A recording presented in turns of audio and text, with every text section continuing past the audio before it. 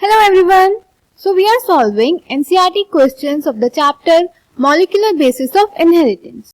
Our second question is, if a double-stranded DNA has 20% of cytosine, calculate the percent of adenine in the DNA.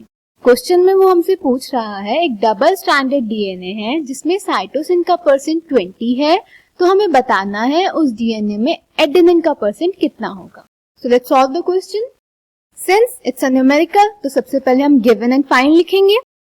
क्या given है हमें question में? हमें दिया हुआ है percent of cytosine which is 20.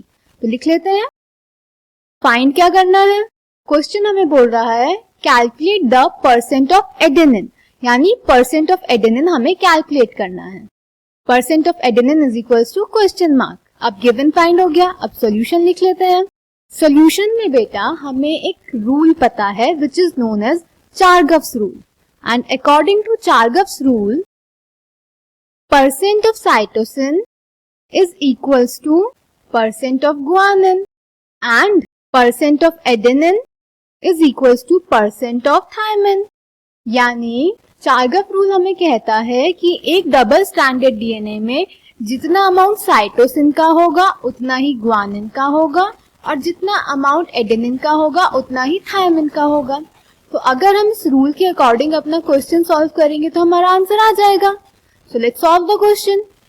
Question में हमें गिवन है कि परसेंट ऑफ साइटोसिन इज 20, और हमने देख लिया percent of cytosine is equals to percent of guanine which is equals to 20%. तो percent of cytosine plus percent of guanine will be equal to 20 plus 20, जो हो जाएगा 40%. क्लियर? अब एडेनिन का निकाल लेते हैं. तो let percent of adenine equals to x.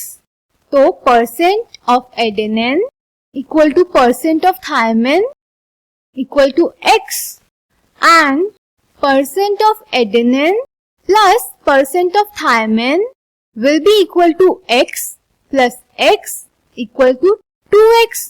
Clear?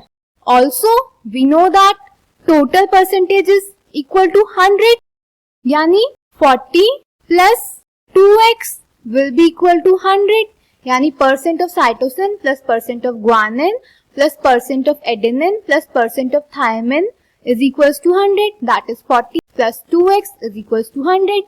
तो 2x will be equal to 100 minus 40 equal to 60. तो x will be equal to 60 upon 2 which is equals to 30%. तो यानी percent of adenine is equals to 30%. Therefore, percent of adenine is equals to 30%. Clear?